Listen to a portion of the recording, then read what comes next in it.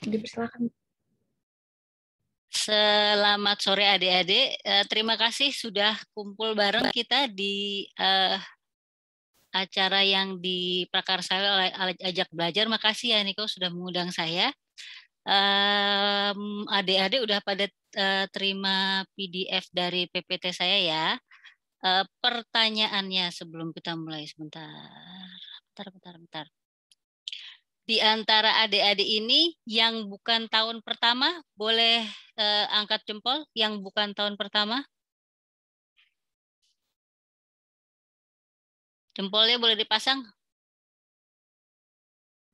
Oke, sejauh ini yang hadir 45 orang semuanya mahasiswa tahun pertama ya. Jadi sesuai dengan yang saya tawarkan ke penyelenggara bahwa hari ini kita mau ngobrol ya, bukan bukan saya nggak ngajar soalnya ini kan weekend. Weekend kita cuma buat ngobrol, buat santai-santai, buat kopi-kopi, buat ngeteh. Diselingi cerita tentang histologi. Jadi harapan saya selama kita diskusi ini kalau adik-adik punya pertanyaan atau punya sesuatu yang apa namanya menggelitik di kepala adik-adik, silakan buka mic, sebutkan nama, terus dari apa fakultas atau di universitas mana, kemudian silakan ajukan pertanyaan. Kita santai aja. Ini cuma ngobrol. Oh ya, saya bagi sebentar. Oke. Ya, seperti tadi yang dibacakan oleh Niko, saya itu jadi peneliti di Fakultas Kedokteran UGM, dulu namanya Fakultas Kedokteran itu dari tahun 2000. Kemudian sambil S3 saya jadi peneliti dan kemudian saya berangkat postdoc. Jadi saya berangkat tuh apa namanya jalurnya sebagai peneliti di bidang pengembangan alat diagnostik kanker. Saya masuk sebagai biologis. Nah, sebelum pulang saya harus daftar ke satu departemen dan karena saya paling dekat dengan bidang ilmu saya masuk histologi dengan semangat bahwa nanti kamu bisa belajar. Nah, terjadi juga saya belajar histologi awalnya akhir tahun 2011. Saya disuruh belajar dengan melihat praktikum, jadi saya duduk di belakang, dosen sejawat senior saya ngajarin di depan, memperagakan spesimen-spesimen histologi. Nah, ini adalah spesimen yang pertama saya lihat. Ini adalah bagian dari mungkin adik-adik ada yang sudah duluan. Ini adalah bagian dari saluran cerna kita. Ini esofagus. Dari esofagus, gaster, usus, duodenum, terus kemudian intestinum tenue, intestinum crassum, semuanya sama. Mukosa, submukosa, muscularis mukosa, ada tunica muscularis, ada tunica adventitia, sama semuanya namanya. Nah, giliran gambarnya seperti ini, saya langsung panik. Ini gambar apa? Gimana saya ngebedain? Namanya sama semua. Nah, itu saya sempat mempertanyakan motivasi saya, benar nggak nih saya mau jadi dosen di histologi, saya kok nggak paham sama sekali. Tapi kan yang namanya pilihan itu ya harus konsekuensi dong dengan jalan yang kita pilih. Nah, dari situ saya nemu metodologi belajar saya, mungkin adik-adik juga punya metodologi belajar bahwa, dan itu selalu saya katakan ke mahasiswa, kalau belajar histologi jangan ngapalin nama deh, karena untuk ujung-ujungnya Anda cuma terbebani dan kemudian Anda terbingungkan sama ini kok namanya sama kayak pengalaman saya misalnya atau namanya sama kok tampilannya beda ya. Kemudian dari situ saya selalu tekankan kepada mahasiswa kalau belajar histologi jangan cuma belajar struktur aja sama ngapalin nama. Saya yakin umur 17, 18, 19 itu otaknya masih plastis, nerima informasinya gampang, istilahnya sistem kebut semalam tuh beres, besok ujian nilainya cemerlang, habis itu lupa. Itu saya itu. Zaman dulu, harapan saya adik-adik nggak demikian karena ilmu ini itu harus adik-adik pegang sampai Anda semua lulus jadi dokter. Jadi nggak cuma dokter itu tukang nulis resep, dokter itu bukan tukang. Dokter itu adalah ya saintis juga. Anda anamnesis, Anda tanya-tanya pasien, Anda mencoba menganalisis masalahnya di mana, kemudian Anda datang dengan solusi berdasarkan ilmu yang Anda pelajari. Jadi harapan saya ke mahasiswa itu selalu bukan masalah Anda mendiagnosis, kemudian mengidentifikasi penyakit dan kemudian obatnya apa, tapi Anda bisa menelami lebih lanjut ke dalam. Nah, ajakan saya hari ini adalah mari kita belajar histologi. Gimana sih caranya belajar histologi yang enak sehingga ilmu yang dipelajari itu nggak cuma berhenti sampai bahan ujian. Nah, di gambar ini kita sama-sama lihat bahwa organisme terutama multiseluler dalam hal ini misalnya contohnya manusia itu dibagi atas sistem organ. Jadi organ kalau dipotong itu tersusun atas jaringan tisu, tisu itu disusun oleh sel, di dalamnya ada organela dan juga makro dan mikro molekul. Nah, khususnya dalam hal ini sel itu adalah unit fisiologis terkecil, di mana semua seperti yang Anda pelajari di SMA bahwa semua itu semua kegiatan mulai dari generating information sampai buang sampah semua dilakukan oleh sel.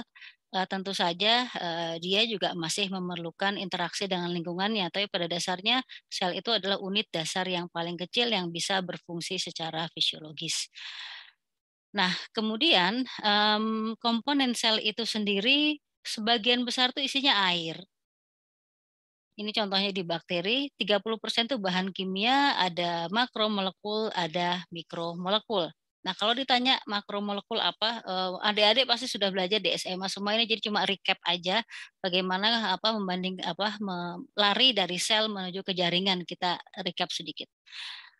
Makromolekul itu pada dasarnya 4, gula, asam lemak, asam amino, nukleotida. Gula membentuk polisakarida, asam lemak membentuk lemak dan juga lipida, asam amino membentuk protein, nukleotida akan membentuk asam nukleat atau sehari-hari kita kenal sebagai DNA dan RNA. Itu adalah building block dari sebuah sel. Nah, sel itu sendiri kalau coba didefinisikan itu pada dasarnya adalah sebuah ruangan tertutup yang dipisahkan dari area ekstraseluler, dibatasi oleh membran. Di dalamnya itu ada jaringan, ada ruang yang terisi oleh gel-like substance yang dikenal sebagai sitoplasma dan juga organela intraseluler. Nah, akan tetapi sel itu nggak seperti telur ceplok ya, di mana kalau dari telur yang mentah bulat bentuknya sphere dipecah taruh di penggorengan kemudian jadi flat. Sel itu memiliki bentuk tertentu. Nanti kita akan belajar bentuk-bentuk sel. Nah, bagaimana sel itu bisa mengambil suatu bentuk tertentu? Dia ditopang bentuknya dan juga fungsi-fungsi tertentu oleh entitas namanya sitoskeleton. Sitosel skeleton kerangka sel. Nah, ada 3 macam sitoskeleton yang dikenal, mikrotubulus, mikrofilamen, filamen antara. Saya tidak akan mendiskusikan dengan detail ketiganya, akan tetapi bisa contoh mikrotubulus adalah misalnya sentromer. Sentrosom bentuk sentromer di mana sentromer itu adalah istilah SMA saya zaman dahulu kala, Anda lahir aja belum, mungkin orang tua Anda ketemu aja belum. Dia adalah istilah zaman saya dulu benang spindle yang menarik sister kromatid menuju ke kutub yang seharusnya.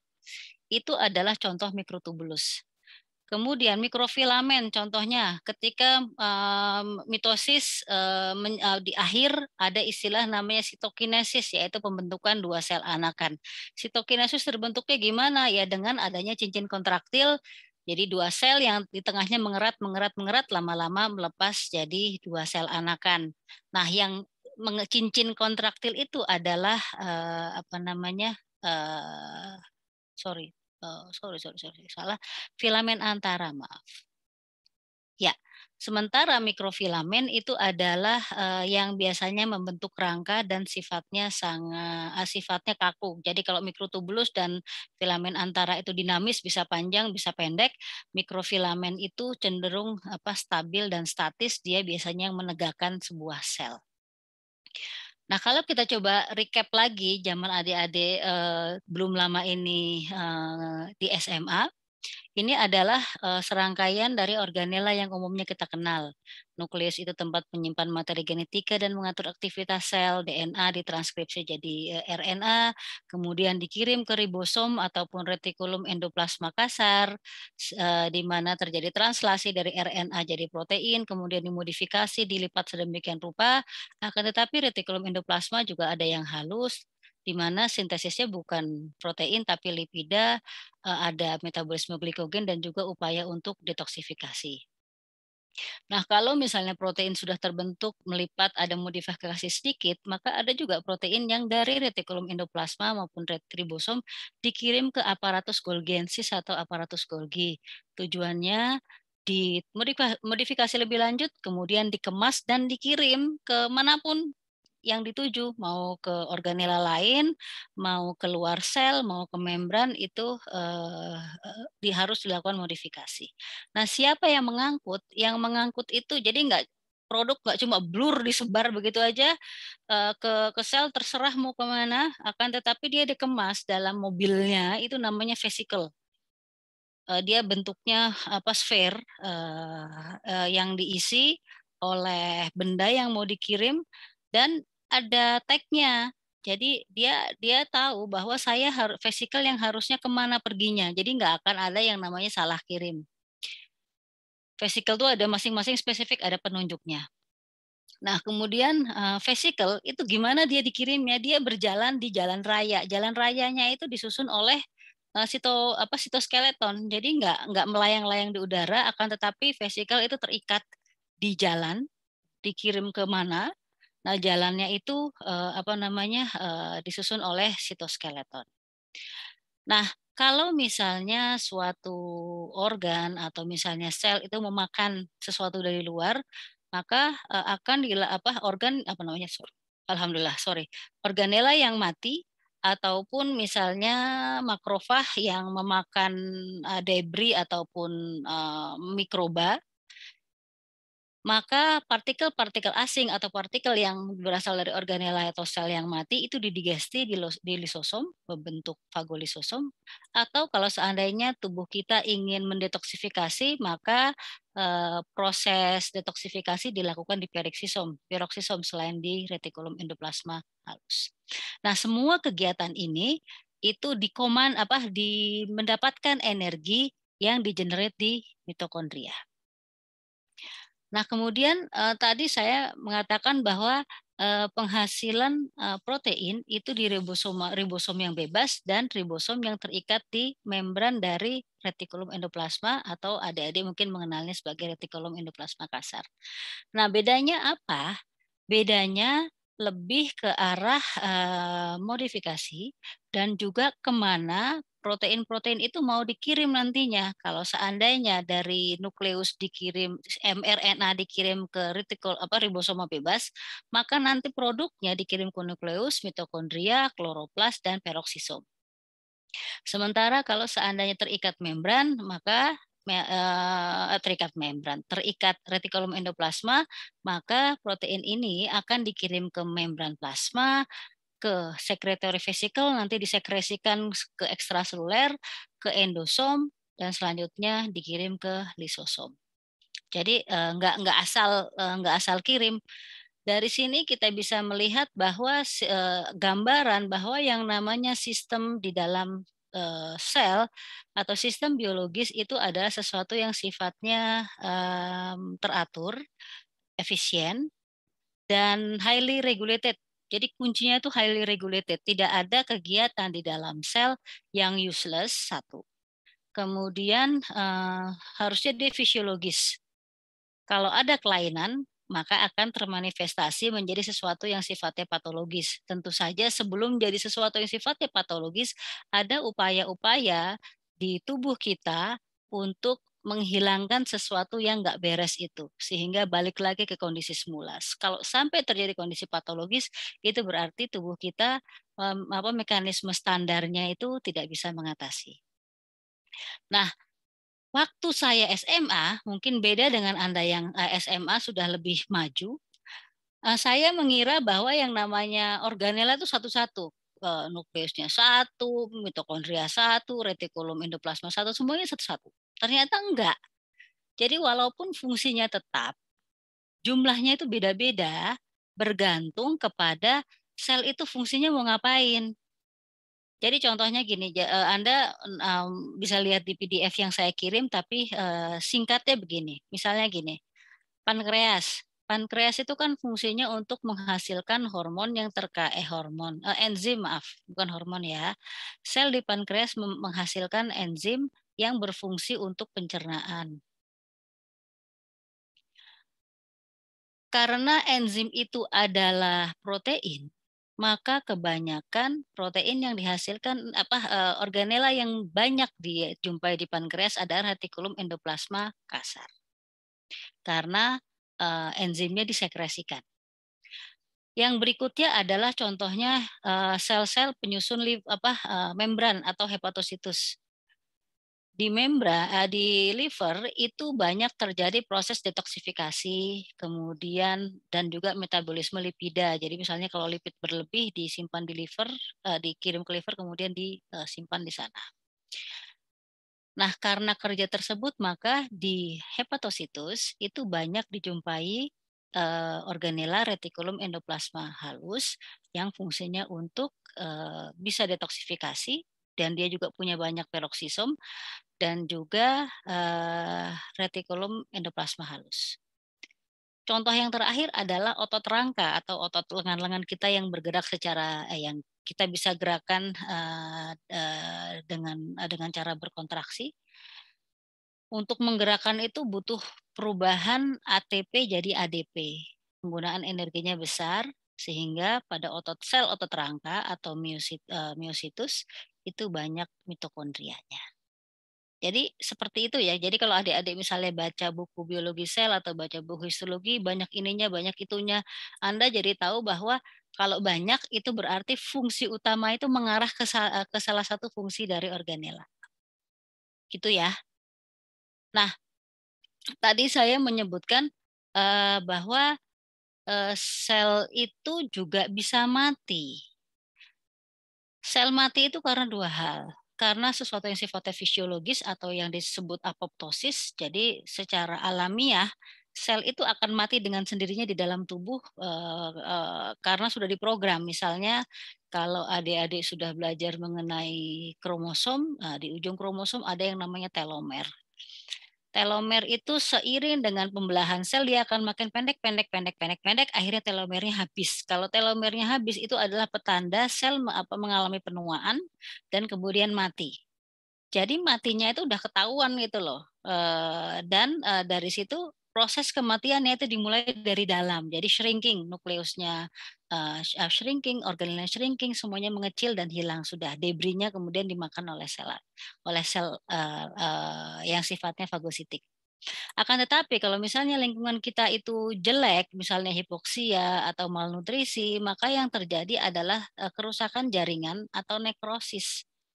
Nekrosis itu penampakan di bawah mikroskopnya itu beda. Selnya itu blabbing atau menggembung, kemudian pecah. Dan dia itu bisa menular ke sel-sel yang lain karena mengundang reaksi inflamasi. Sementara kalau apoptosis itu biasanya terjadi pada satu sel. Dan itu sangat teratur. Kalau misalnya yang apoptosis satu, maka kemudian tubuh akan meregulasi dengan menghasilkan satu sel. Yang apoptosis 10 sel, maka tubuh akan meregulasi untuk mengganti 10 sel. Jadi nggak ada pengurangan drastis, akan tetapi semuanya itu pace-nya itu sama. Nah, apa yang terjadi pada sisa-sisa sel atau yang berasal dari apoptosis maupun nekrosis, maka komponen sel yang rusak, maka akan terjadi proses namanya autofagi atau makan diri sendiri. Jadi sesuatu yang sudah rusak itu dimakan oleh sel, di dalam sel kemudian dikelola oleh lisosom. Lisosom itu adalah organela yang banyak enzimnya. Setelah dihancurkan, terus dikemanakan? Dibuang ke tempat sampah? Oh tidak, yang terjadi adalah produk atau hasil dari penghancuran tersebut didaur ulang. Jadi no waste, jadi zero waste. Semua yang dihancurkan itu jadi building block untuk membangun sel-sel baru atau organela baru. Jadi disitulah ceritanya. Ringan kan? Nah, ini ada nggak pertanyaan terkait dengan penjelasan saya, adik-adik? Sampai sekarang belum ada pertanyaan? Silakan kalau yang ada yang mau bertanya tentang sel.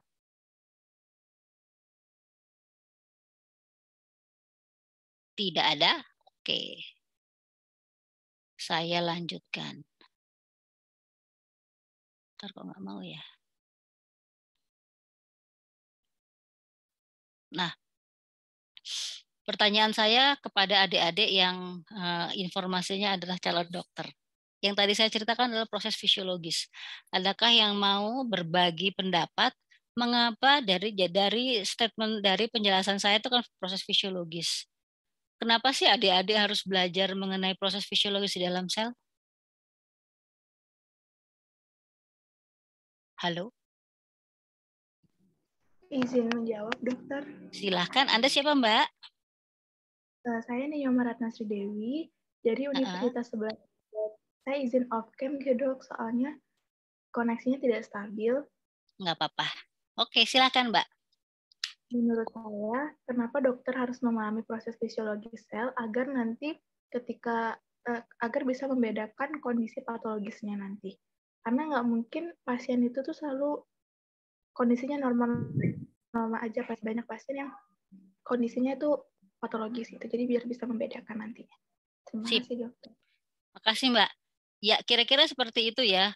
Gimana kita tahu patologis kalau kita tidak tahu fisiologisnya?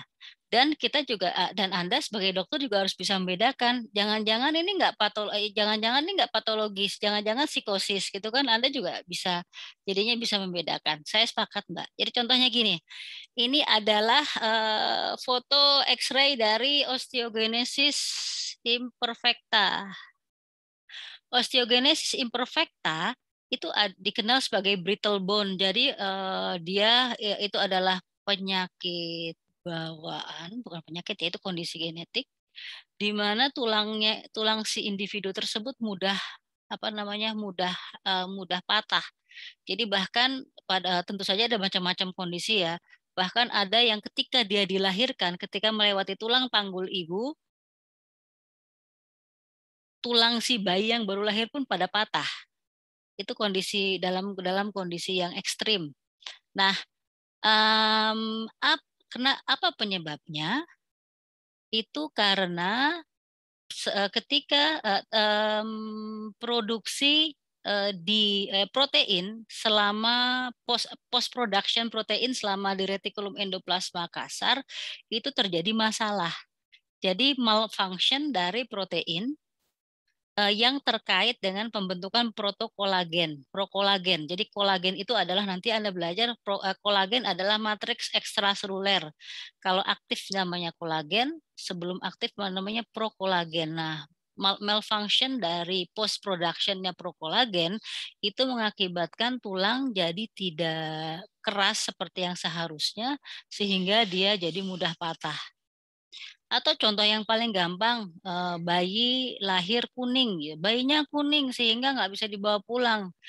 Kenapa? Karena terjadi permasalahan di mana bilirubin tidak bisa mengalami kesulitan diubah jadi empedu, jadi getah empedu. Akibatnya jadi kuning.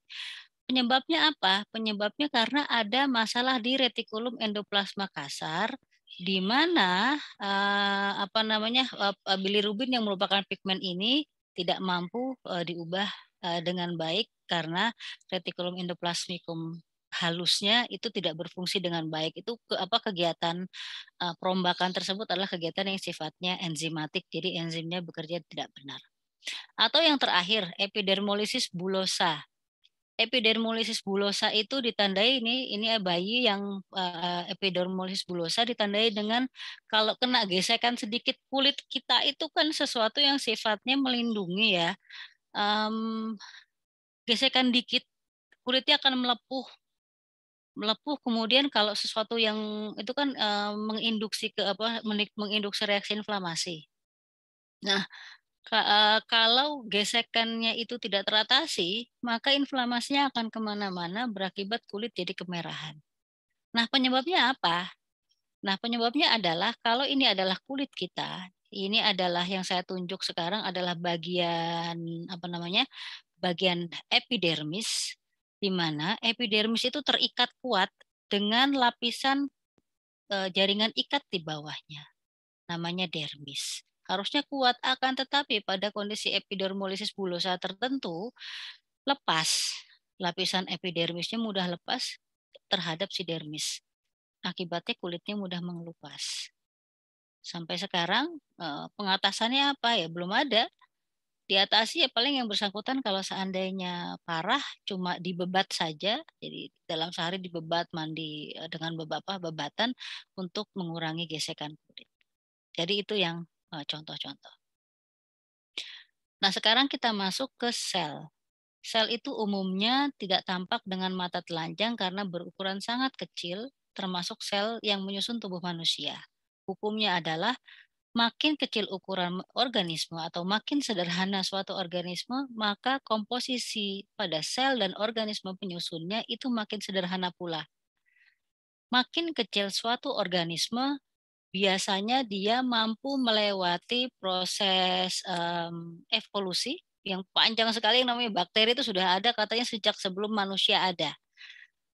Jadi makin simpel, makin mudah menyesuaikan diri, dan itu saya pikir juga masuk ke kehidupan kita sehari-hari sebagai makhluk sosial. Kalau hidup kita buat simple, nggak gampang pusing. Kalau Anda ribet asal komentar orang dikit di sosmed, kemudian Anda ribut rese nggak jelas, itu artinya Anda membuat hidup Anda lebih ribet, baru di komen di Twitter atau di komen di Instagram, terus Anda jadi grogi sendiri. Nah, itu Anda yang membuat diri Anda jadi kompleks. Zaman sekarang sosial media dan juga pendapat orang di lingkungan itu makin kuat mempengaruhi kita, sehingga banyak hal-hal yang menurut saya sebagai yang sudah rada uzur, kurang penting, menurut Anda itu sangat penting. Ya, itu bagian dari kompleksitas hidup. Sekarang saya ngomongnya kemana-mana jadinya ya.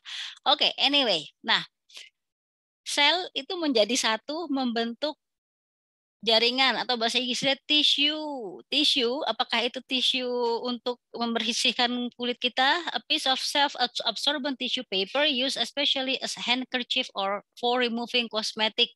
Itu istilah yang umum. Akan tetapi yang kita maksud tissue adalah potongan yang terdiri atas sel-sel yang tersusun dari substansia interseluler yang membentuk materi penyusun tanaman atau hewan.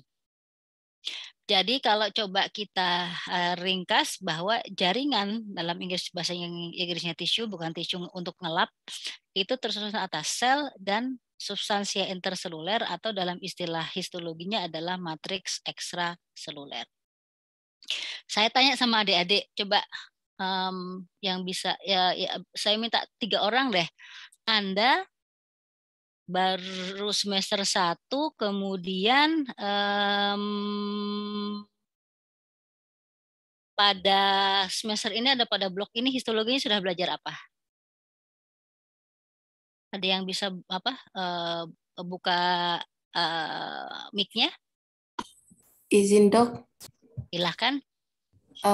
Perkenalkan saya Alivinda dari UPN Veteran Jakarta. Histologinya di tingkat 1 udah sampai jaringan epitel dan jaringan ikat, dok. Oke, jaringan epitel dan jaringan ikat. Wah, jadinya rugi dong Anda ikut ikut diskusi ini. Oke. Enggak rugi, dok. Oke. Penjawab nomor 2. Izin menjawab, dok. Ya. Di universitas saya sudah sampai jaringan limfatika dan darah, dok.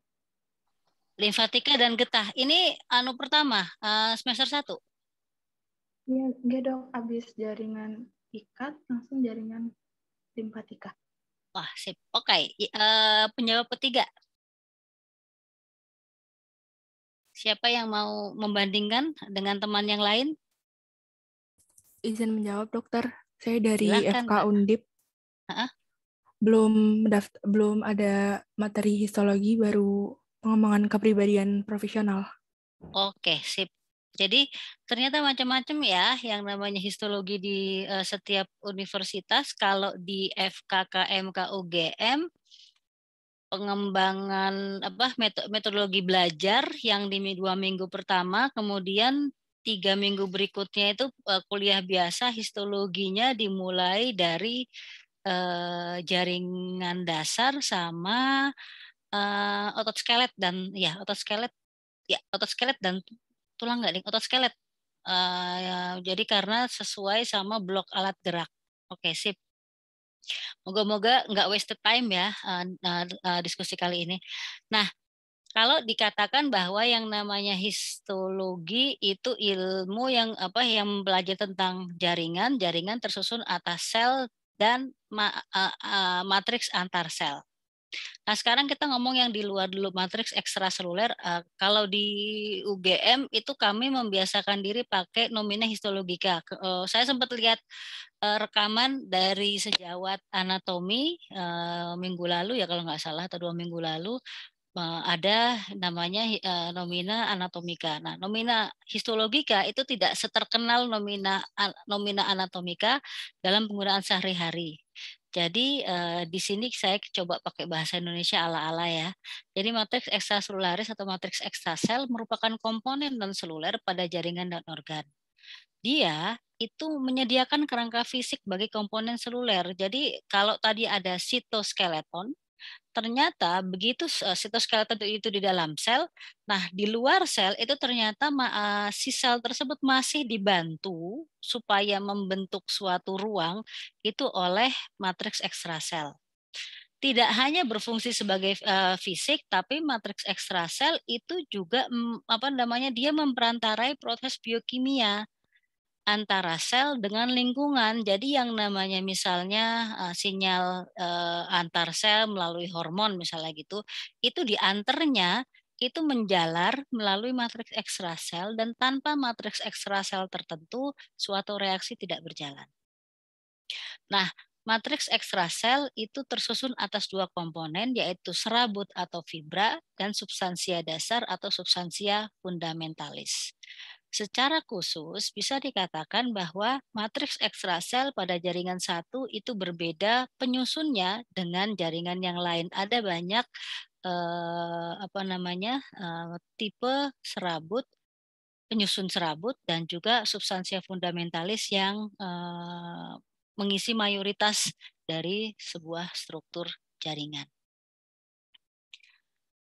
Nah, kalau seandainya otak kita, contohnya otak kita itu dibongkar, dipotong dan dicoba dilihat isinya, maka seperti yang saya katakan tadi bahwa selnya itu kecil dan harus diamati di bawah mikroskop untuk dapat dilihat.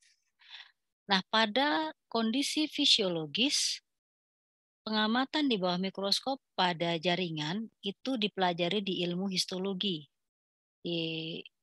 Kalau sudah fisiologi, kalau sudah patologis itu diamati di kelasnya patologi anatomi.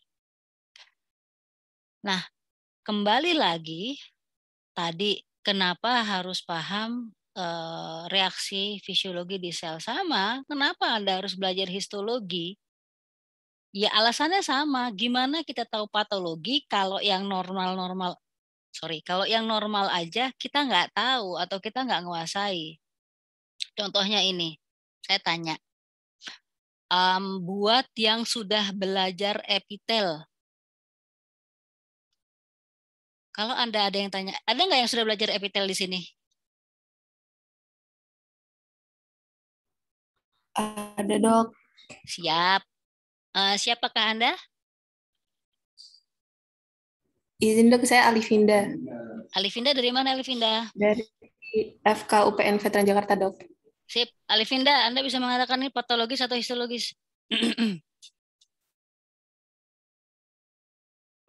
Ini histologis ya, Dok.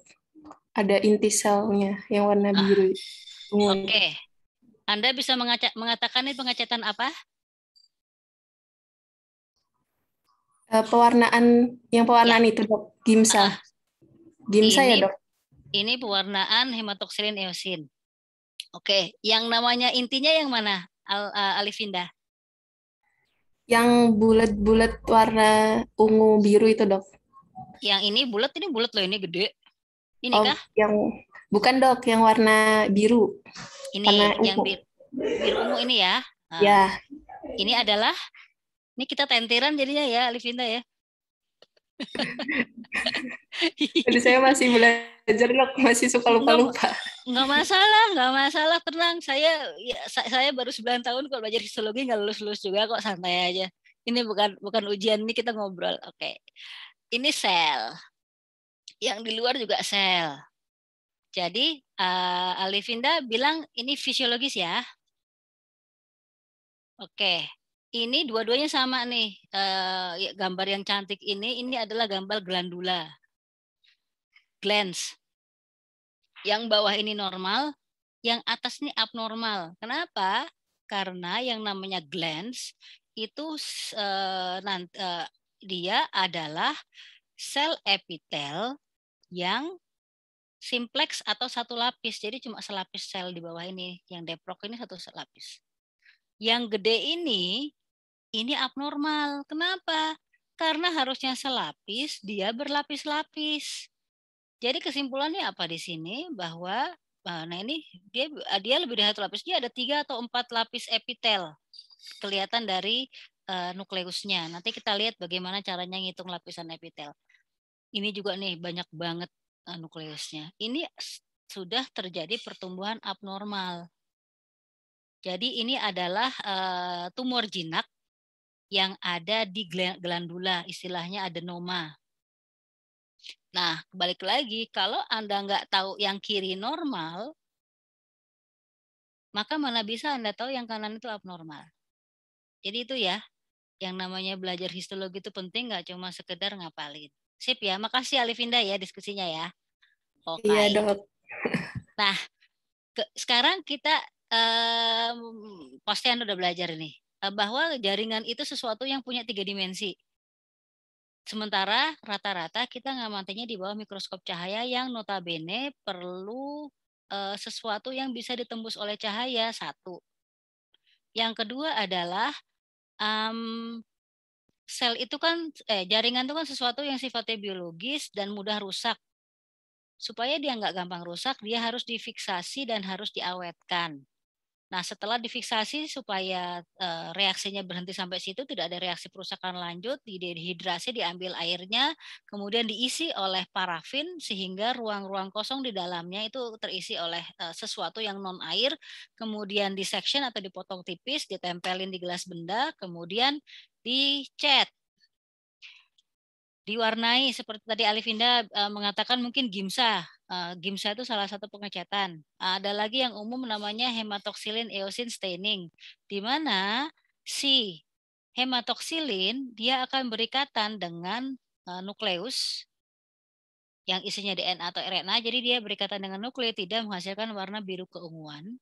Sementara eosin itu akan berikatan dengan sitoplasma dan juga serabut-serabut yang ada di jaringan ikat. Nah, adik-adik yang sudah belajar tentang jaringan ikat pasti hafal. Nah, itu satu. Yang berikutnya adalah satu lagi, bahwa kita harus paham preparat tersebut, istilahnya preparat, itu dipotong melintang atau membujur. Jadi misalnya melintang itu membulat gini, kelihatan permukaannya dan lain sebagainya, atau membujur di mana hasilnya nanti itu tampilannya bisa berbeda antara melintang dan membujur. Jadi ada 2 hal yang kami jelaskan ke adik-adik yang baru belajar histologi adalah ada yang namanya teori dasar, bentuk sel epitel seperti apa, bentuk fibroblas seperti apa, bentuk sel otot skelet seperti apa. Akan tetapi kami juga minta kepada adik-adik untuk gunakan sedikit imajinasi Anda, sedikit banyak tepatnya. Ini potongannya melintang atau membujur ya? Kalau kelihatannya mau melintang, itu misalnya kelihatan bulat, kalau diiris memanjang, dia kelihatannya panjang, kayak sedotan misalnya gitu. Itu untuk kasus otot skelet.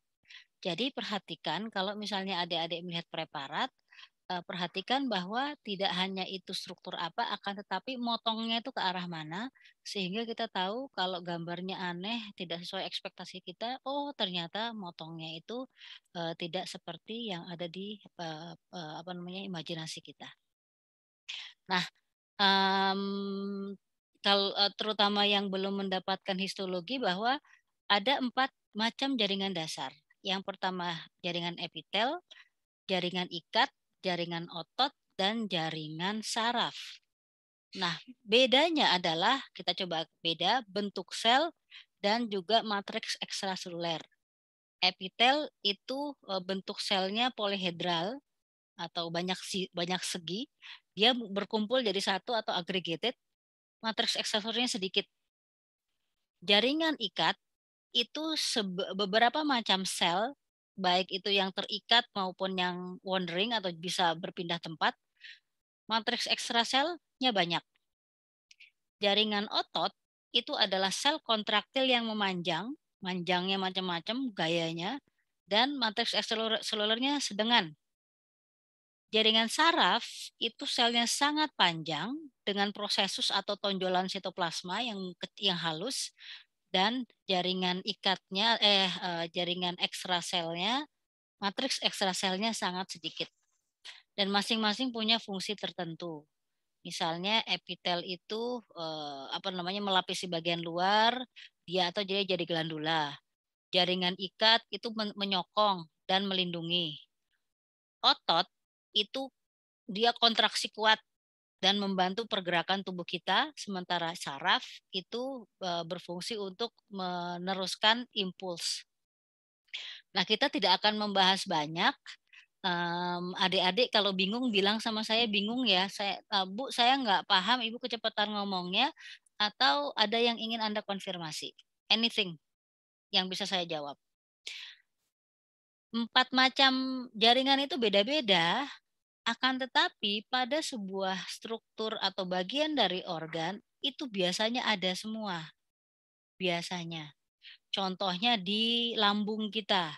Nih dinding lambung kalau misalnya dipotong diambil sedikit, itu bagian permukaannya karena dia itu terhubung, jadi sesuatu yang terhubung dengan yang sifatnya hollow, berhubung dengan udara di dalam tubuh kita ataupun yang melapisi kulit kita itu pasti dilapisi oleh epitel permukaan. Karena fungsinya rata-rata utamanya adalah untuk melindungi jaringan di bawahnya. Pasti epitelnya ada. Tepat di bawah epitel itu selalu ada jaringan ikat yang sifatnya longgar. Kemudian di gaster itu juga ada lapisan sel otot, ada lagi jaringan ikat lagi, ada lagi otot lagi. Di antara otot itu ada jaringan saraf dan ditutup bagian paling luar oleh jaringan ikat lagi. Terus saya harus gimana, Bu? Terus kita coba bahas satu-satu. Nanti kita lihat lagi. Nah, epitel atau textus epithelialis itu kalau di membranus yang lining kita, misalnya saluran cerna, saluran nafas, reproduksi, urogenital itu dilapisi oleh epitel permukaan, melapisi di bagian luar sendiri. Di bawahnya itu disokong oleh membran, namanya membran dasar dikenal sebagai membrana basalis. Tepat ini suatu kepastian ya. Tepat di bawah epitel itu selalu disokong oleh jaringan ikat longgar yang dikenal sebagai lamina propria. Dan di lamina propria ini Anda bisa mengamati struktur pembuluh darah ataupun glandula ataupun ujung saraf. Nah, karakteristik epitel itu selnya banyak, matriks ekstraselnya sedikit. Dia bentuknya polihedral, macam-macam bentuknya, tapi dia bersegi dan terikat satu sama lain secara rapat dengan ikatan yang tertentu. Nanti kita lihat ikatan tertentunya apa. Bisa dibedakan antara bagian atas dan bagian bawah. Bagian atas itu bebas, bagian samping atau lateralnya berikatan dengan sel epitel tetangga, bagian bawahnya terikat di dasar dan terikat ke jaringan lain menggunakan membrana basalis. Epitel itu tidak punya pembuluh darah. Nggak ada tempat pembuluh darah nongkrong di antara epitel, atau nggak ada tempatnya. Akan tetapi dia bisa diinervasi atau bisa diselipi ujung saraf. Dari mana dia dapat makannya? Ya dapat makannya dari jaringan di bawahnya. Jadi seperti yang saya ceritakan, di bawah ini lamina propria, di situ bisa ada vasa sanguinea atau pembuluh darah, oksigen dan juga nutrisi itu akan dikeluar melewati matriks ekstraseluler yang ada di sini. Nah, tadi kan saya bilang bahwa ikatan sel itu juga berpengaruh tidak secara fisik, tapi dia juga penghantar dari pesan dan juga nutrisi. Nah, dia akan berdifusi dan masuk ke epitel. Demikian pula sebaliknya, kalau ada makanan misalnya dari intestin, dari usus halus, dari area mukosa, permukaan sel masuk ke dalam epitel, kemudian dia juga akan ditransport menuju ke pembuluh darah yang ada di jaringan di bawahnya epitel. Dari situ kemudian dikirim ke tempat yang membutuhkan. Nah, kalau epitel ketambahan lamina propria itu secara kolektif dikenal sebagai mukosa. Siapa yang sudah pusing? Ada yang pusing? Tidak ada, saya harap tidak ada ya. Sabtu-sabtu pusing tuh rugi. Kemudian fungsinya apa? Fungsi dari epitel itu memproteksi seperti yang saya ceritakan tadi. Kemudian juga epitel itu ada yang bermetamorfosis menjadi glandula atau sel-sel epitel yang menghasilkan sekret. Dia fungsi absorpsi ada karena ada modifikasi sehingga dia bisa mengabsorpsi terutama di usus halus. Kemudian dia juga punya fungsi-fungsi sensor karena dia diinervasi. Jadi misalnya sensor tekanan, kemudian kulit kita kalau ada tekanan, kalau ada panas, kalau ada nyeri itu di kulit di epitel ujung sarafnya itu nangkringnya di antara epitel. Nah, tadi saya katakan bahwa yang namanya antar sel epitel itu berikat satu sama lain. Yang paling atas, yang paling apikal itu namanya tight junction. Ngikatnya di bagian tepi atas sangat kuat. Tujuannya apa? Supaya kalau ada barang-barang dari luar, misalnya infeksi, patogen, virus segala macam, dia tidak bisa melewati ruang antar sel. Itu diawali resletingnya itu dari tight junction. Di bawahnya lagi ada yang mengetatkan namanya adherent junction. Jadi sifatnya seperti patches. Jadi kayak dilem di satu titik, dilem lagi di titik lain, dilem titik lain selama melingkar. Ada lagi yang namanya desmosom. Dia juga ngikat tapi seperti ngejahit sepanjang dinding itu diikat dijahit dengan rapat. Kalau di zonal adherence suka ditempelin plek plek plek plek di beberapa titik, sementara kalau desmosom itu dia ngikatnya muter. Tapi biarpun diikat satu sama lain, mereka juga tetap bisa ngobrol. Ngobrolnya pakai apa? Nggak lewat atas, tapi lewat samping. Namanya gap junction. Ada lubang kecil-kecil. Sel itu ngobrolnya pakai apa? Sel itu ngobrolnya pakai molekul-molekul kecil. Jadi molekulnya ditransport. Molekul A menimbulkan reaksi B, molekul C bikin reaksi D, molekul Z mengakibatkan reaksi Y misalnya gitu. Jadi komunikasi antar sel itu melalui molekul. Kalau kita kan komunikasinya melalui suara misalnya gitu atau melalui isyarat. Nah, isyaratnya si sel itu melalui molekul-molekul kecil, dan molekul tersebut tidak pernah dalam kondisi fisiologis tidak pernah salah memberi sinyal kecuali ada masalah di molekul sinyal tersebut. Nah, selain itu bagian dasar dari epitel itu melekat dengan menggunakan hemidesmosom, sama penyusunnya dengan desmosom, tapi kalau desmosom ke samping ngejahitnya, maka si di basal itu ngejahitnya dengan menggunakan hemidesmosom. Nah, yang biru-biru merah-merah itu siapa? Itu adalah bagian dari sitoskeleton. Tadi saya jelaskan, gap junction disusun oleh protein, sementara yang melekat hijau ini adalah protein-proteinnya, yang merah biru, terus hijau muda ini adalah sitoskeletonnya. Dan tidak cuma mengetatkan, akan tetapi ternyata si sitoskeleton, jadi yang warnanya merah biru ini, itu juga berperan pada penghantaran sinyal. Ribet ya. Contohnya gini, misalnya Kalau ada racun yang berasal dari Clostridium perfringens misalnya. Si racun ini atau endotoksin, jadi biasanya kalau ada infeksi dari Clostridium perfringens, ini dia menghasilkan toksin yang mampu bikin orang jadi apa namanya diare, mual dan lain sebagainya. Apa sesungguhnya yang dia lakukan? Si endotoksinnya itu membuat protein yang menyusun tight junction itu jadi longgar. Karena longgar akibatnya toksinnya bisa masuk melewati sela antara. Itu kondisi patologis. Nah, sekarang kok bisa bilang tadi satu lapis dan lain sebagainya. Nah, berdasarkan jumlah lapisan itu bisa satu lapis melekat di basal membran, bisa berlapis-lapis. Satu lapis istilahnya simplex, berlapis-lapis, dua lapis itu sudah anggap berlapis-lapis itu stratified atau stratificatum. Berdasarkan bentuknya, ada yang bentuknya pipih atau squamous, ada yang bentuknya kuboid atau kubus, ada yang bentuknya kolumnar.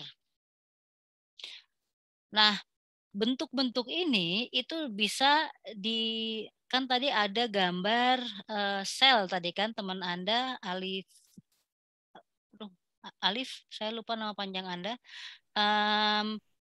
Berdasarkan bentuk dari nukleusnya yang kelihatan. Kalau misalnya nukleusnya itu pipih, maka sering dikatakan sel itu bentuknya pipih. Nggak cuma epitel ya, tapi semua sel kalau nukleusnya kelihatan pipih, maka dia dianalogikan selnya bentuknya pipih. Kalau nukleusnya bulat, maka dikatakan kuboid. Kalau nukleusnya itu lonjong, maka dikatakan sel itu bentuknya kolumnar. Nah, kalau itu berdasarkan jumlah tumpukan dan juga bentuk sel. Kalau tumpukannya lebih dari satu lapis, maka dia dikatakan sebagai stratified atau stratificatum. Namanya kombinasi keduanya, misalnya simplex squamosum. Ini satu lapis squamous. Ini bentuk yang paling atasnya yang dilihat itu simplex juga, squamous. Tapi tumpukannya banyak, artinya dia adalah stratified squamous atau squamosum stratificatum. Jadi kalau bertumpuk banyak yang dilihat tuh yang paling luar, bukan yang paling bawah bentuknya. Nah, ternyata bentuk-bentuk ini itu berkait juga dengan fungsi. Jadi misalnya kalau simplex squamosum atau tipis, misalnya yang melapisi alveolus, tempat bertukarnya udara, oksigen dan karbon dioksida di paru-paru, itu mengakibatkan materi itu bisa dengan mudah melewati. Atau yang ini, yang banyak squamosum stratificatum. Jadi paling atas itu pipih, ke bawah berlapis-lapis, tapi tidak biasanya kemudian jadi kotak bentuknya, nggak pipih lagi. Ini umumnya berhubungan dengan melindungi kulit, melindungi bagian tubuh kita dari proteksi terhadap abrasi. Atau yang namanya simplex kolumnar. Simplex kolumnar itu bentuknya tinggi tapi satu lapis. Biasanya dia fungsinya absorpsi dan menghasilkan mukus yang berfungsi untuk melindungi permukaan dari sel. Anda bisa baca detailnya di PPT yang saya kirim. Nah, ini contoh tipe dan fungsi epitel. Ini adalah glandula yang tadi gambar yang ditebak oleh Alif tadi. Ini kalau ini glandula, ini adalah epitel yang nyusun. Di sini kita lihat bahwa biarpun nggak kelihatan semuanya karena ketutupan brush border, nukleusnya itu kelihatan cuma selapis. Maka ini dikenal sebagai epitel simplex karena intinya bentuknya bulat, maka ini kuboid, simplex kuboideum, fungsinya untuk sekresi. Ada lagi di uretra, ini nukleusnya bentuknya lonjong, tapi bertumpuk, ini 1, 2, 3. Berarti dia tipenya stratificatum columnare.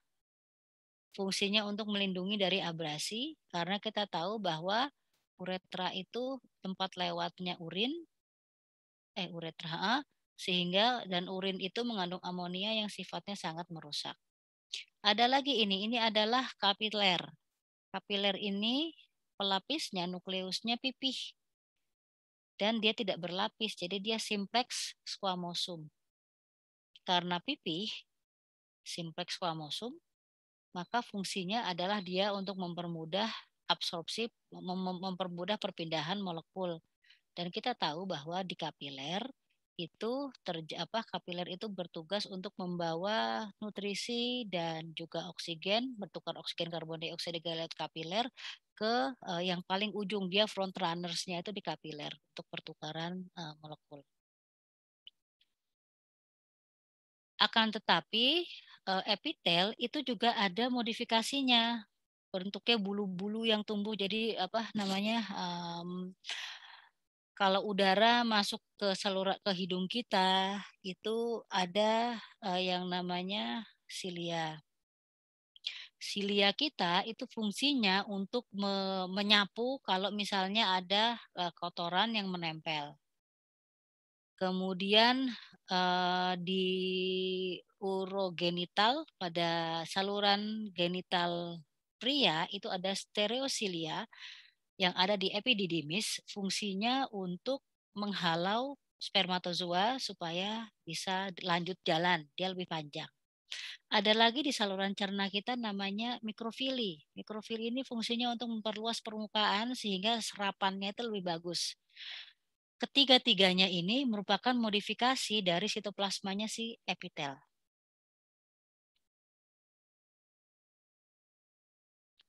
Epitel bisa berubah jadi glandula, eksokrina, sama endokrina.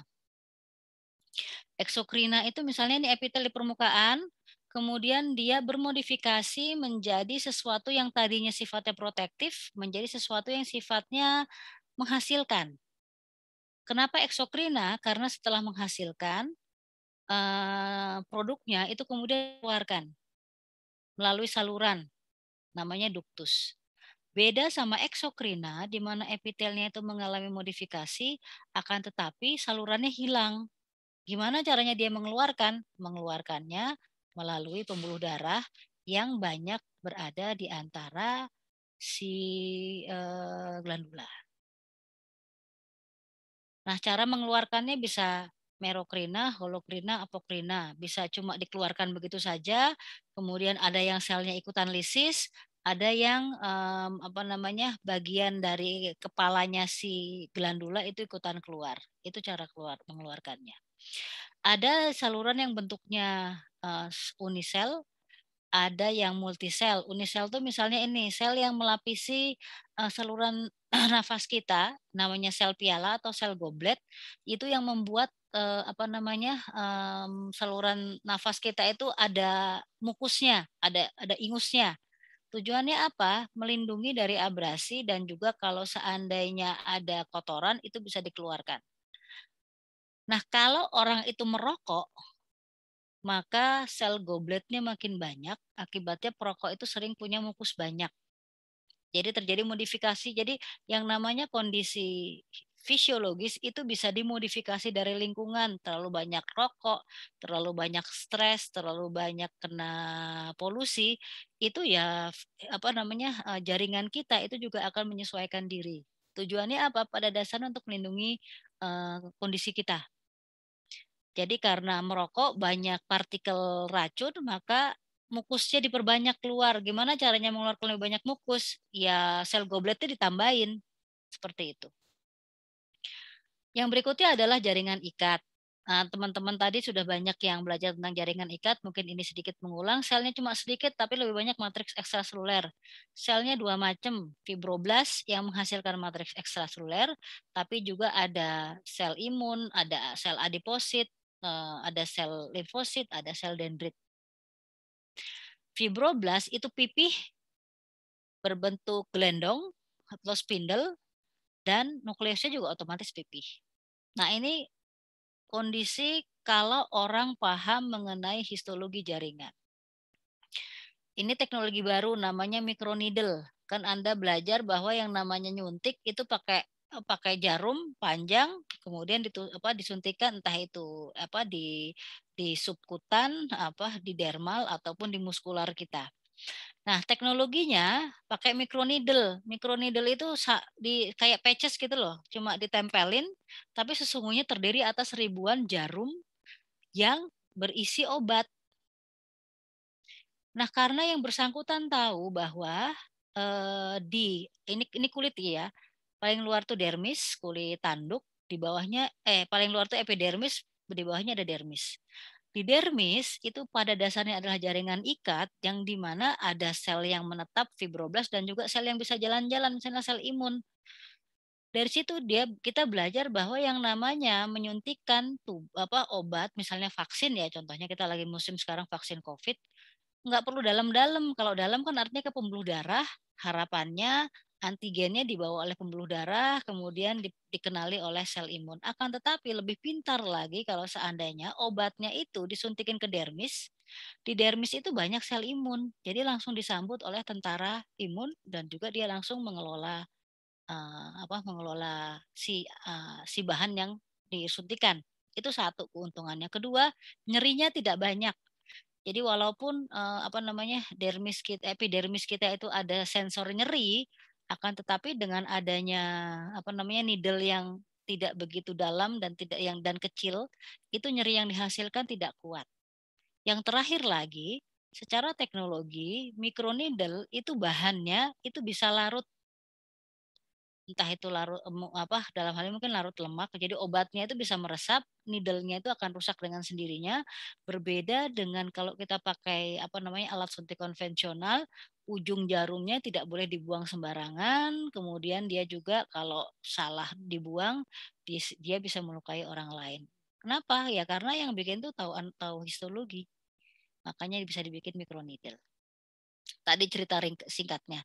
Nah, komponen matriks ekstraseluler itu ada serabut atau fiber dan juga ada substansia fundamentalis atau substansia dasar. Ini fibra kolageni ada 3 ya. Fibra kolageni yang utama fibra kolageni, nomor 2-nya fibra elastika dan fibra reticularis itu sedikit. Fibra kolageni itu bisa dijumpai di jaringan yang bertujuan untuk melindungi dan tensi dan mampu menahan regangan. Sementara fibra elastika itu fungsinya itu di kondisi yang dia bisa mengembalikan jaringan ke bentuk semula. Fibra reticularis itu umumnya dia itu bentuknya seperti jala, jadi dia bisa mengembang dan melapisi bentuknya seperti jala. Penyusun ketiga macam fibra ini macam-macam. Nah, substansia dasar, saya tidak akan menceritakan satu-satu, tapi substansia dasar itu adalah sesuatu yang berada dan berinteraksi sama matriks ekstraseluler. Dia melumas, menghalangi sebagai bantalan. Terus kalau ada makromolekul yang lewat, dia bisa melewati substansia dasar, karena substansia dasar itu berbasis air. Tulang di sini, tulang, kartilago, darah, jaringan limfatik itu masuk dalam klasifikasi jaringan ikat. Kenapa? Karena mereka juga punya matriks ekstraseluler, mereka punya substansia dasar, akan tetapi yang mengalami modifikasi. Jadi misalnya tulang, matriks tulang itu ketambahan substansi yang sifatnya anorganik, yaitu kalsium hidroksiapatit. Darah, matriks ekstraselulernya itu ya plasma darah yang bentuknya cair. Jadi mereka berempat ini masuk ke dalam klasifikasi jaringan ikat. Nah, jaringan ikat sejati itu ada jaringan yang sifatnya longgar, yang ada yang sifatnya padat. Padat itu ada yang reguler dan irreguler. Irregulernya di mana, Bu? Regulernya irreguler kalau orientasinya satu arah seratnya, irreguler kalau orientasinya ke berbagai arah, bergantung kepada itu jaringan apa. Misalnya tendo itu arahnya ke satu arah, naik turun saja. Atau itu jaringan ikat yang sifatnya reguler. Sementara kalau jaringan ikat yang ada di lambung kita misalnya, karena lambung itu bisa membesar dan mengecil, maka jaringan ikatnya itu harus ke segala arah, karena harus mampu mengantisipasi bentuk lambung yang kayak balon, bisa ngecil, bisa besar. Jaringan ikat yang padat itu artinya matriks ekstraselulernya lebih banyak, substansia dasarnya lebih sedikit. Sebaliknya kalau yang longgar, matriks ekstraselulernya itu sedikit, tapi substansia dasarnya lebih banyak. Akibatnya apa? Kalau substansia dasar di jaringan ikat longgar, itu dia jadi bantalan. Jadi kalau yang sifatnya kayak bantalan, kayak lamina propria yang ada di bawah epitel, itu dia pasti jaringan ikat longgar, kecuali yang di lidah ya. Sementara kalau yang padat itu yang sifatnya melindungi dan juga ya yang sifatnya lebih ke arah melindungi dan juga traksi. Jadi seperti itu. Oh, kita lewatkan yang ini ya. Tadi sudah saya jelaskan fungsi jaringan ikat padat, kemudian yang beraturan dan yang tidak beraturan. Sekarang jaringan ikat longgar juga sudah saya jelaskan di depan tadi. Nah, sekarang kita ke jaringan otot. Otot itu ada 3 otot polos di sini, otot skelet atau otot rangka, dan juga otot jantung.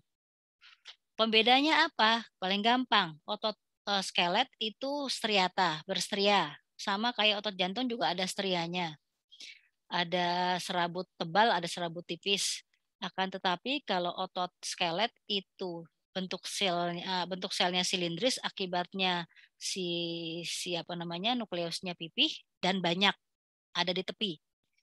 Dia kontraksinya kuat di bawah kendali sadar. Otot jantung sama-sama berstria, akan tetapi dia bercabang, nukleusnya per selnya cuma 1 dan di tengah. Sementara otot polos, namanya saja otot polos, dia tidak punya garis-garis atau tidak punya stria, nukleusnya ada di tengah dan 1 bentuknya bulat. Selnya bentuknya seperti gelendong. Jadi kalau otot skelet dan otot jantung itu panjang, tapi otot jantung itu bercabang. Nah, ini adalah enggak usah. Yang terakhir adalah jaringan saraf. Jaringan saraf itu penyusunnya cuma 2 macamnya, neuron dan neuroglia. Neuron itu jaringan saraf yang betulan, neuroglia itu yang mensupport neuron. Jadi untuk memberi nutrisi, untuk pengganti ya, untuk reparasi, untuk imunitas itu neuroglia. Dan neuroglia itu jatuh dengan nama yang bermacam-macam. Nanti Anda bisa pelajari ketika Anda ada di kelas tentang saraf.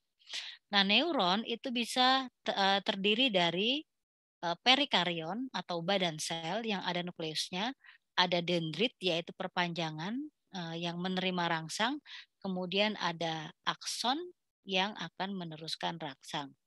Nah, ini adalah gambaran neuron ketika dia dicat dengan hematoksilin eosin. Yang ini kelihatannya nggak sak neuronnya. Neuron itu bisa panjang sekali, bisa pendek. Ada yang dari otak langsung ke perifer, 1 neuron saja, ada yang disambung-sambung melalui sinaps ganglion.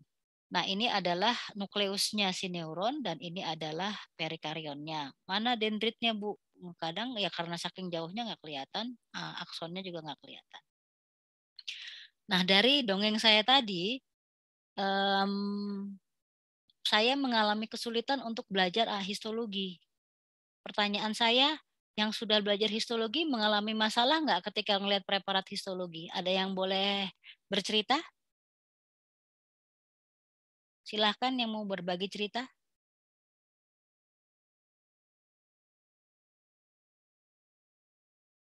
Halo? Izin menjawab, dokter. Silahkan, Mbak. Dengan siapa ya? Dengan saya Nenya Maratna Sridewi, dok, dari Universitas 11 Maret. Wah, sip. Silahkan, Mbak Ratna. Anda punya masalah nggak? Nah, Cerita awalnya dong. itu awalnya memang punya masalah, dok, apalagi pas pertama kali post-tesis itu benar-benar bingung preparatnya ini di mana, bentuknya gimana gitu. Tapi semakin lama semakin beradaptasi bahwa sebenarnya setiap preparat itu ada ininya, dok, kayak ciri khasnya. Misalnya kayak epitel tuh, berarti epitel tuh yang gabungan misalnya kayak difiliduodenum, misalnya ini kayak gini, bentuknya kayak gini gitu, dok. Semakin kesini semakin tahu ada setiap preparat itu pasti ada ciri khasnya gitu, dok. Jadi udah mulai terbiasa. Udah mulai terbiasa ya. Menurut Anda histo gampang apa susah, Mbak, setelah mulai terbiasa? Gampang ya? Sejauh ini masih, dok. Untuk blok 1 ini masih. Iya sih. Anda udah belajar saluran cerna kalau gitu ya? Belum, dok. Jadi kalau di UNS pertama itu epitel, terus jaringan ikat, blok 1-nya sama limfatika dan darah. Oke, jadi yang dilihat tuh per tipe jaringan ya, Mbak ya? Dok, gitu. Oke, sip. Ada lagi nggak yang lain yang mau nyumbang cerita? Siap, pengalamannya. Siap Silakan. dokter. Sebelumnya perkenalkan semuanya, nama saya Nika Dikdairia dari Jakarta. Saya dari Fakultas Kedokteran Universitas Samratulangi. Jadi selama perkuliahan di bagian histologi ini, jujur saya terkadang masih suka ngerasa sering lupa gitu dok, apalagi dari gambarnya itu menurut saya kadang ada yang mirip-mirip, jadi sampai sekarang pun saya masih mencoba gitu buat memahami histologi agar nantinya ke depannya, karena kan ini pasti terus bakalan kepake ya istilahnya gitu dok. Jadi sampai sekarang tuh saya kadang masih suka kebingungan kira-kira bagian yang ini bener nggak ya namanya ini gitu dok. Kalau Kadek coba elaborasi lagi, kira-kira permasalahannya itu lebih ke arah harus ngapalin nama sama bentuk gitu Kadek ya? Iya betul dok, kayak gitu. Oh begitu. Yang terakhir coba siapa yang mau nyumbang cerita? Adakah lagi yang pengalaman yang agak beda dengan dua teman Anda? Oh gampang banget dok. Cemen histologi gitu kan bisa juga kan. Saya nggak punya masalah. Mungkin kalau nggak punya masalah Anda malah bisa memberikan tips kepada teman Anda.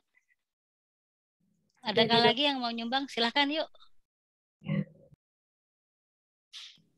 Untuk Khaira, dipersilakan. Silahkan. Saya Khaira Aulia Yusra dari Universitas Syah Kuala Aceh. Ya, silahkan. Kalau dari saya sendiri, sama seperti teman-teman lain juga, pertama-tama saya susah juga bedain gambarnya. Terus namanya mungkin ada beberapa nama yang mungkin terlalu panjang kayak gitu, hampir sama namanya. Jadi balik-balik juga. Kalau di kampus Anda pakai nomina histologika atau pakai bahasa Indonesia atau pakai bahasa Inggris? Pakai bahasa Indonesia. Ada juga yang bahasa Inggris. Jadi beda-beda dosennya. Oh, tergantung dosen ya. Dosen mau apa terserah dosennya gitu ya. Kalau praktikum juga terserah dosen ya? Kalau praktikum seringnya kami sama asisten dosen, jadi bahasa Indonesia. Oke, sip. Ya, dan semuanya masih online ya, sehingga yang kami sedihkan di departemen karena ada beda antara misalnya saya nampilin foto sama mahasiswa lihat sendiri di bawah mikroskop. Mungkin ya ini nggak mungkin lagi, ini udah pasti kerugian yang luar biasa besar bagi kedua belah pihak, bagi dosen maupun bagi mahasiswa.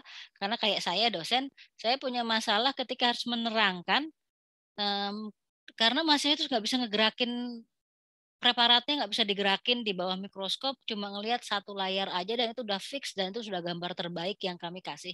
Jadi kalau praktikum online ya kami ngasih gambar, nerangin, kemudian mahasiswa mencocokkan sama petunjuknya. Itu yang ada di FKUGM. Sebelum pandemi itu biasanya mahasiswa masang sendiri, mencari struktur yang ditunjuk itu berdasarkan petunjuk praktikum, carilah ini karena ini begini begitu. Keuntungannya adalah konteks jaringan itu ketahuan. Jadi si A berhubungan sama si B, berhubungan sama si C secara posisinya kayak gimana. Itu tuh betul-betul harus dilihat di bawah mikroskop. Tapi ruginya adalah kalau misalnya terutama di awal karena mahasiswa belum pernah melihat preparat histologi misalnya, atau preparatnya mau kita nunjukin A sama B, tapi karena ada komponen yang lain, mahasiswa jadi bingung nyarinya. Dan itu wajar banget. Nah, satu hal yang saya pelajari selama saya terbingung-bingung belajar histologi adalah saya menghubungkan antara struktur dan fungsi. Udah kelihatan slide saya ya, menghubungkan antara struktur dan fungsi. Mau nggak mau, memang Anda harus menghafal ini struktur apa. Akan tetapi, karena saya harus ngajar mahasiswa, kan nggak mungkin setiap saat saya harus belajar, biarpun pada kenyataannya saya harus belajar semua. Akan tetapi, kalau seperti yang saya tunjukkan tadi di depan, namanya sama tapi kok bentuknya beda ya. Ternyata begitu yang namanya jaringan sel, terutama yang menyusun jaringan, dia akan bermodifikasi seperti yang saya jelaskan, dan juga kondisi-kondisi ini itu bisa dikaitkan dengan penjelasan fisiologi. Jadi misalnya gini, kenapa tidak? Misalnya ini. Ini yang sedang dialami oleh mahasiswa di FKUGM blok 1, kami pakainya sistem blok. Ini adalah otot skelet yang berikat sama tulang. Otot skelet berikat sama tulang, ya ototnya nggak langsung ke tulang, akan tetapi dihubungkan oleh jaringan ikat yang namanya tendon. Tendon ini merupakan jaringan ikat padat,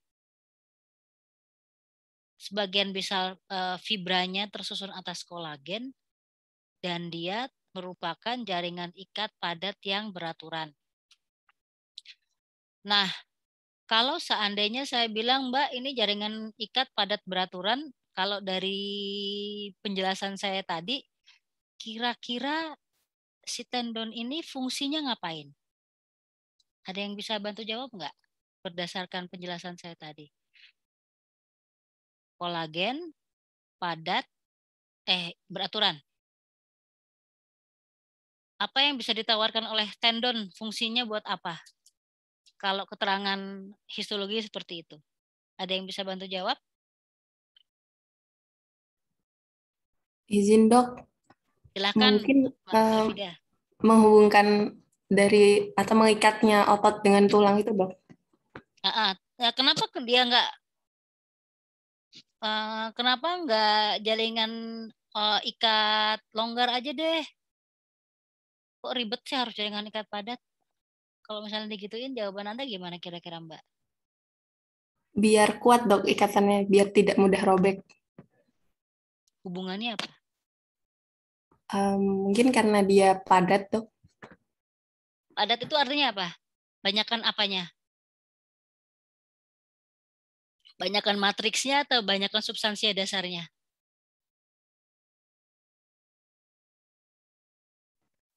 Izin jawab dok. Ya, silakan Syekhalah. Matriks ekstranya lebih banyak, kemudian substansi dasarnya itu lebih dikit. Sehingga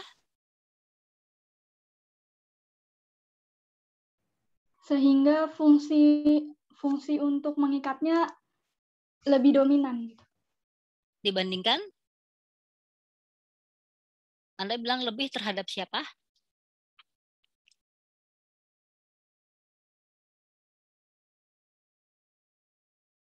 Saya sepakat dengan Anda, Mbak. Jadi dia itu jadi lebih kuat terhadap tarikan, jadi tension. Karena matriks ekstraselnya itu kolagen. Kolagen itu menentukan kekakuan. Jadi sifat dari si tendon itu jaringan ikatnya kaku. Selain itu dia jaringan ikat padat, banyak matriks ekstraselnya, dan beraturan atau regularis. Kenapa dia harus beraturan? Kenapa nggak beraturan aja, ribet banget sih harus disuruh baris satu arah gitu. Kenapa harus beraturan? Ada yang bisa bantu jawab?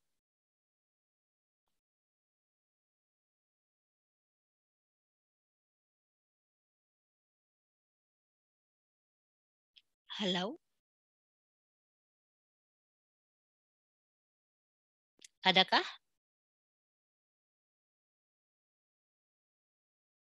Dia beraturan karena gerakan misalnya gini, ini misalnya misalnya lengan kita itu cuma bergerak ke satu arah, dan karena ke satu arah jadi cuma sambil gerakin tangan deh, bergerak satu arah gini doang misalnya atau gini, sehingga hanya membutuhkan jaringan ikat yang menghubungkan gerakan yang ke situ-situ aja, satu arah aja. Tarik arah tarikannya kan cuma keluar ke dalam satu arah, sehingga dia cuma butuh jaringan ikat yang mampu melindungi gerakan yang ke arah yang itu aja. Itu bagaimana cara saya memahami kenapa tendon itu harus jaringan ikat padat, karena dia itu harus karena itu kan pulling ini banyak nariknya, banyak pullingnya, sehingga kenapa tidak menggunakan elastin, akan tetapi lebih banyak kolagennya misalnya gitu. Kemudian yang berikutnya berkas otot. Ini berkas otot. Jadi ini segini berkas otot, segini nih.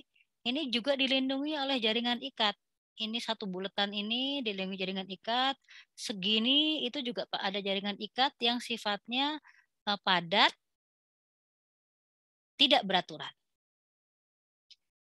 Kenapa dia tidak beraturan arahnya? Karena dia harus mampu mengantisipasi bahwa adanya kontraksi itu membutuhkan pembungkus yang mampu mengatasi kontraksi itu. Kontraksinya maju mundur, akibatnya dia juga harus mampu mengatasi kontraksi tersebut. Nah, kemudian dengan masalah yang saya hadapi ketika saya terpaku, balik lagi ke pengalaman saya 9 tahun yang lalu, ketika saya bingung ini apa aja sih gitu ya. Jadi misalnya ini mukosa, jaringan yang namanya nanti kalau Anda sudah belajar sistem cerna, namanya mulai dari esofagus, gaster,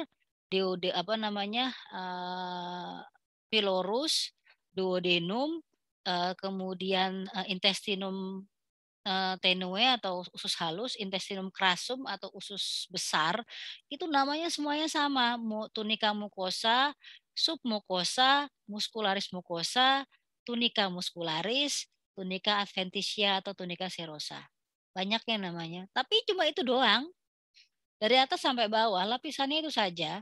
Dan pertanyaannya berikut adalah terus ngebedainnya gimana Bu antara yang melapisi yang di gaster, yang di esofagus, gaster, di usus itu bedanya apa? Anda kalau belajar histologi barengin sama fisiologi deh. Pengalaman saya kayak gitu. Jadi misalnya gini, dan juga belajar sesungguhnya secara fisiologis kenapa kenampakan dia harus seperti itu. Nah, dari kenapanya itu memahami histologi jadi lebih gampang. Contohnya gini. Ini memang prosesnya agak agak tedious. Jadi ini tentang esofagus. Esofagus adalah saluran yang dipakai untuk mengirimkan makanan dari rongga mulut atau cavum oris menuju ke lambung. Bagian yang paling dalam itu merupakan lapisan epitel. Nah, dia lapisan epitelnya adalah squamosum atau pipih yang berlapis-lapis. Di depan Anda sudah belajar bahwa kalau stratificatum squamosum itu berarti dia fungsinya untuk melindungi, proteksi. Kenapa? Kenapa dia proteksi? Ya karena abrasi yang diakibatkan atau gesekan yang diakibatkan oleh makanan yang masuk. Kemudian tepat di bawahnya si epitel itu jaringan ikat longgar yang dari tadi saya sebut, di bawah epitel itu pasti ada lamina propria. Lamina propria adalah jaringan ikat longgar, lebih banyak substansia dasarnya dibandingkan matriksnya. Jadinya dia ya bantalan. Jadi kalau misalnya epitelnya itu di epitel ada yang lewat, terjadi peregangannya itu dibantu juga oleh muscularis mucosa, selapis otot yang akan meregang kalau seandainya ada makanan meregang mengecil. Nah, kenapa ya lamina propria itu harus mampu jadi bantalan kalau misalnya ada peregangan. Yang berikutnya lagi muskularis, lapisan ototnya tebal di sini. Ada 2 lapis. Yang bagian dalam itu sirkuler, melingkar, lapisan yang luarnya memanjang. Pertanyaannya ngapain sih Bu, repot banget, kenapa nggak satu arah aja? Karena dia harus mengembang, si esofagus harus mengembang sekaligus menurunkan makanan. Nurunin makannya gimana ya? Kontraksi ototnya ke bawah dong, kayak dipijit gitu loh. Jadi bisa dibayangin nggak kira-kira? Saya kalau belajar histologi saya bayangin kejadiannya.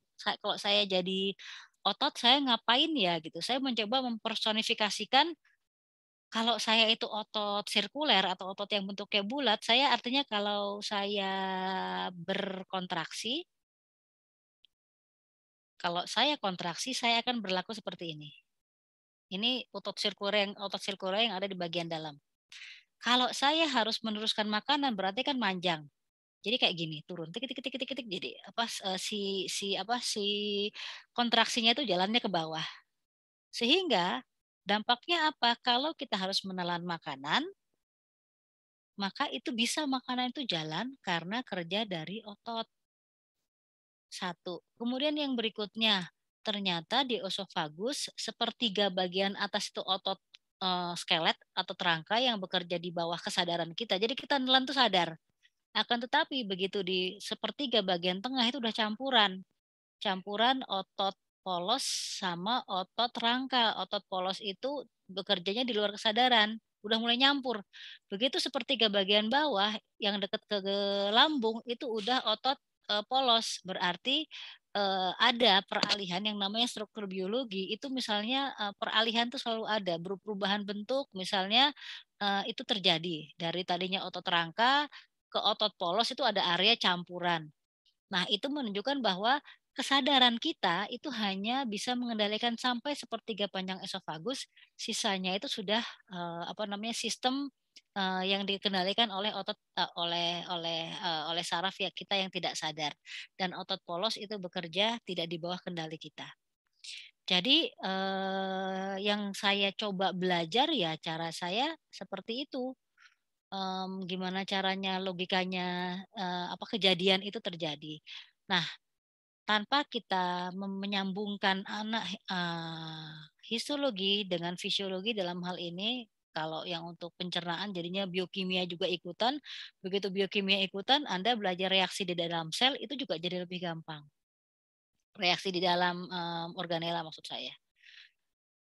Nah, ini yang tadi saya dongengin bahwa lapisan yang tebal itu melindungi, kemudian ada lamina propria yang jadi penahan. Ini yang bintik-bintik ini adalah fibroblast, intinya si fibroblast. Di dalam lamina propria ini yang buletan yang tengahnya kosong ini adalah pembuluh darah. Ini juga pembuluh darah, ini juga pembuluh darah.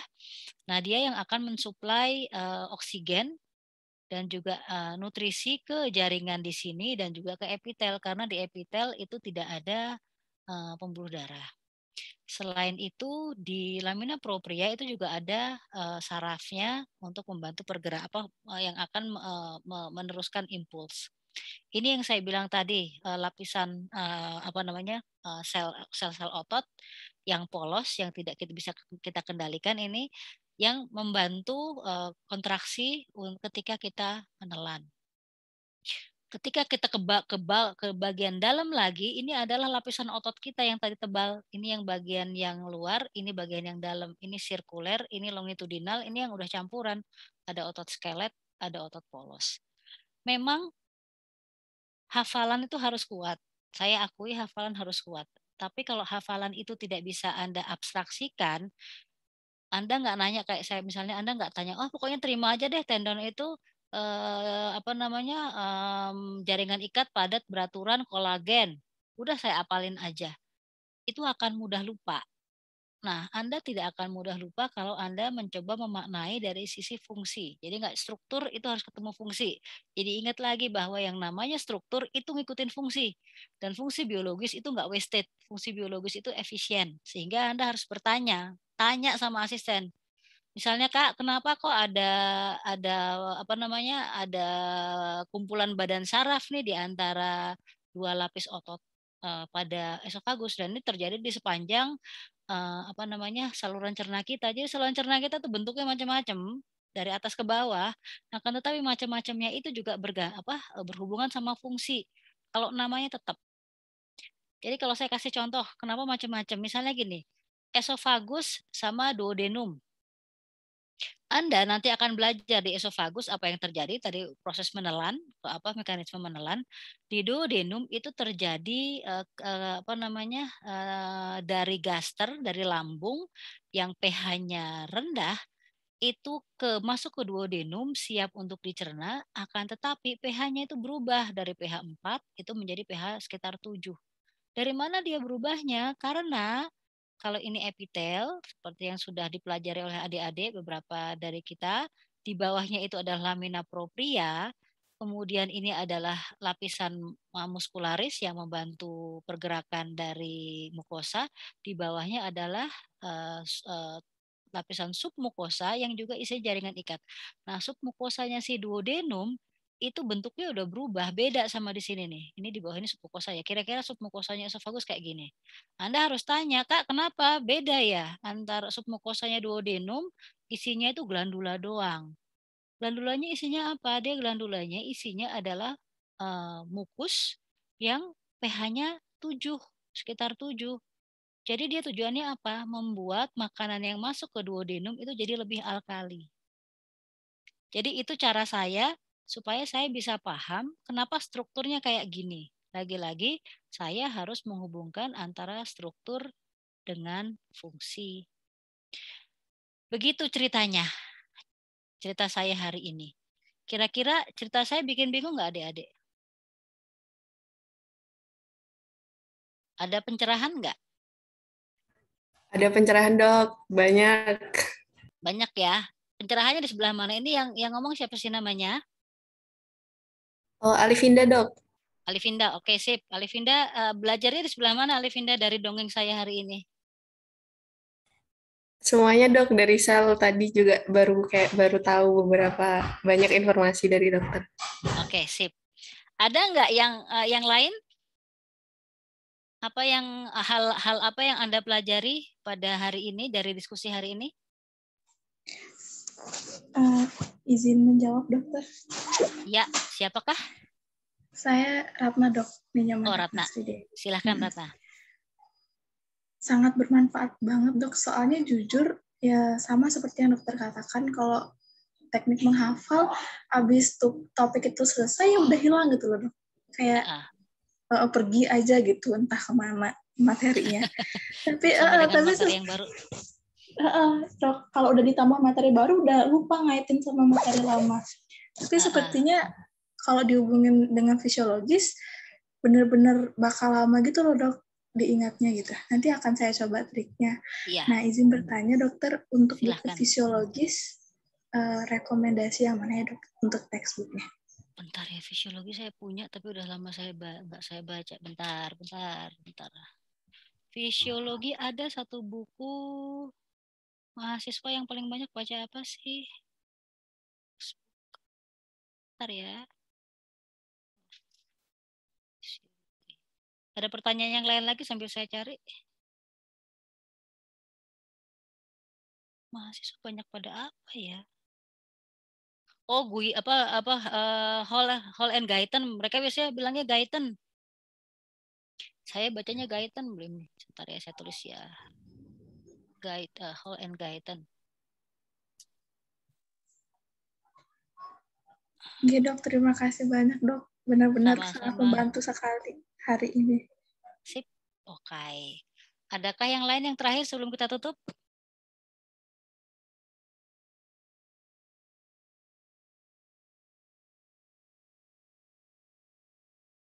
Tidak ada. Moga-moga bermanfaat ya adik-adik ya. Yang jelas gini, jangan kita saya menempatkan di posisi adik-adik, jadi mahasiswa itu jadilah pribadi yang kritis. Jadi setiap ada hal dikatakan, ini Anda harus balik tanya, Anda kan calon saintis. Yang namanya saintis itu sifat yang didapatkan adalah istilahnya itu bukan pesimis ya, selalu mempertanyakan. Anatomi juga bisa ditanya, kenapa begini, kenapa begitu. Anda bisa tanya kenapa ada sterosilia, kenapa ada silia, kenapa harus diperluas permukaan. Jadi sesuatu yang sifatnya kelihatannya sepele itu sesungguhnya ada hal besar di baliknya. Jadi misalnya kenapa epitel harus bersambung? Kenapa kenapa kok kondisi di dalam tubuh kita secara fisiologis homeostasis berjalan gitu. Gimana ngaturnya? Nah, hal-hal seperti itu sesungguhnya punya jawaban. Jadi bersifatlah kritis ketika Anda diajar, jangan semua hal diterima begitu saja dan karena Anda malu tanya, aduh saya malu ntar dikira saya saya malu karena ntar dikira saya nggak paham. Lah itu dia makanya kita tanya. Dan disitulah fungsi dari dari orang yang mengajar Anda. Misalnya saya akan sedih kalau mahasiswa nggak tanya apa-apa di kuliah saya karena berarti maunya mereka paham. Tapi biasanya kalau diem, apalagi kalau online, adik-adik itu suka ngantuk dan loss dari apa yang dijelaskan. Nah, sehingga kalau Anda tidak paham, Anda bisa tanya sama yang ngajak Anda diskusi, entah itu kakak tingkat, asisten, ataupun dosen. Sehingga Anda tahu kenapa tampilan ini ada. Nah, tampilan biologis itu sifatnya selalu ada fungsi, nggak wasted. Sehingga kalau Anda tanya, itu insya Allah ada jawaban fisiologi atau jawaban struktur di balik itu. Itu aja sih dari saya. Kalau tidak ada lagi yang bertanya, saya kembalikan ke Niko. Saya kembalikan ke Niko. Oke, baik. Terima kasih banyak Bu Jaja atas pemaparan ceritanya ya Bu, dongengnya yang sangat bermanfaat dan betul banget nih tadi teman-teman juga udah pada bilang. Mungkin kita buka sesi pertanyaan kali ya Bu sebentar. Kalau misalnya teman-teman masih ada yang ingin bertanya, boleh banget nih langsung di raise hand aja atau boleh lewat chat. Saya kira udah termasuk ya. Oke. Udah ya. Kayaknya udah ya. Oke. Saya hitung sampai 10 kali ya, Bu. Boleh. 1, 2, 3, 4, 5, 6, 7, 8, 9, 10. Oke. Kayaknya udah pada jelas semua nih, Bu. Mungkin nanti kalau ada pertanyaan, ya bisa menyusul aja. Ya, kalau ada pertanyaan, silahkan tanya ke saya lewat email, ada di Niko ya, atau saya tulis di sini ya. Kalau ada pertanyaan bisa ngirim email ke saya. Ya, sudah saya taruh di chat. Silahkan kalau mau bertanya terkait dengan biologi sel, histologi, imunologi, biologi molekuler, biologi tumor, silahkan. Baik, boleh dicatat ya teman-teman nih emailnya Bu Jaja. Nanti kalau ada yang bingung-bingung boleh di email Bu Jajanya. Iya, sip. Mungkin untuk sebelum menutup pertemuan kita hari ini, ada baiknya kita berdoa menurut agama dan kepercayaan masing-masing. Berdoa, dipersilahkan.